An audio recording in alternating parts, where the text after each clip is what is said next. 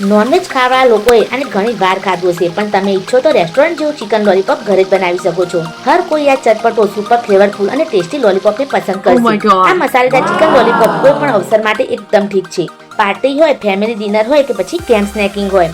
મારી રેસીપી તમને બહુ જ ટેસ્ટી ચિકન લોલીપોપ બનાવતા શીખવાડશે, જે બહારથી કુરકુરા અને અંદરથી રસીલા અને મુલાયમ થશે.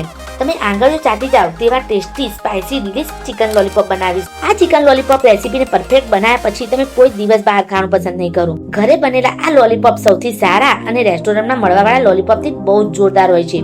ચાલો બનાવીએ મસાલેદાર, તીખા, મીઠા અને ચટપટા ટેસ્ટી વાળા ચિકન લોલીપોપ. Let's go.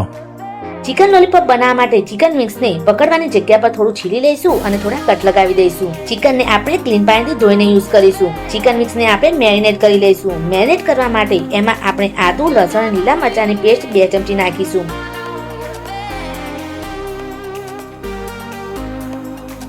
એમાં 1 ચમચી ખાટું દહીં એડ કરી લઈશું.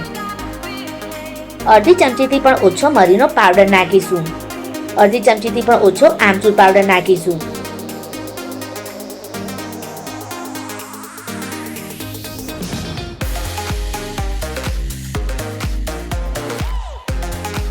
હવે આપણે 1 થી 2 કલાક માટે ફ્રીજમાં મૂકી દઈશું મેરિનેટ થવા માટે. હવે આપણે ચિકનને ગ્રીલ કરવા માટે પેસ્ટ બનાવીશું. એના માટે આપણે એક વાસણમાં 1 વાટકી ચણાનો લોટ લઈશું. એમાં 2 ચમચી કોર્નફ્લોર એડ કરી લઈશું. અડધી ચમચી મરીનો પાવડર,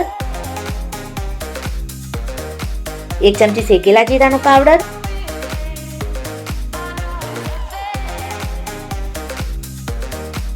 અડધી ચમચીથી પણ ઓછી હિંગ, અડધી ચમચી ગરમ મસાલો, અડધી ચમચી ચિકન લોલીપોપ મસાલો એડ કરી લઈશું.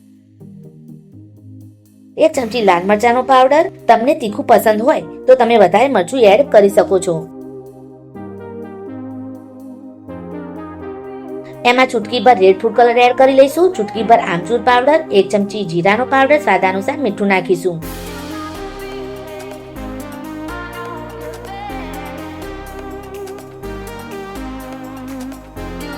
અડધી ચમચી હળદર પાવડર અને અડધી ચમચી કાશ્મીરી લાલ મરચાંનો પાવડર એડ કરી દઈશું. મિક્સ કરી લઈશું.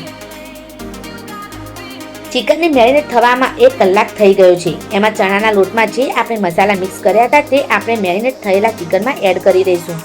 થોડું થોડું પાણી લઈશું અને ચિકનમાં ભેળવી દઈશું.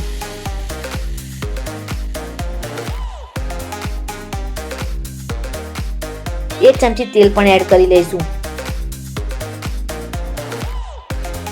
પાણી રેડવામાં આપણે ધ્યાન રાખીશું કે આપણે પેસ્ટ પાતળી ના થઈ જાય. ફક્ત એટલું પાણી નાખીશું કે પેસ્ટ ચિકનને ચોંટી શકે અને એની કોટિંગ થઈ શકે.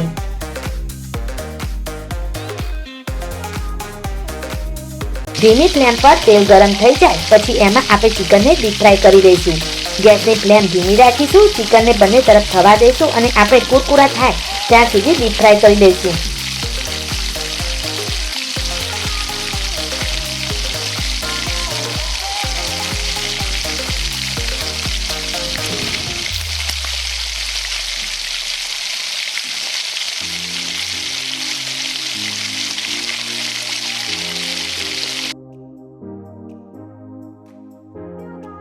સો ફ્રેન્ડ્સ, હવે જ્યારે પણ તમે કોઈ પાર્ટીની તૈયારી કરતા હોય તો ચિકન લોલીપોપને તમે તમારી લિસ્ટમાં જરૂર સામેલ કરો. આ ના ફક્ત તમારી મહેમાન નવાજીની ચાંદ લગાવશે, પણ આનો ટેસ્ટ પણ બધાના દિલોમાં હંમેશા યાદ રહેશે. Enjoy your chicken lollipop.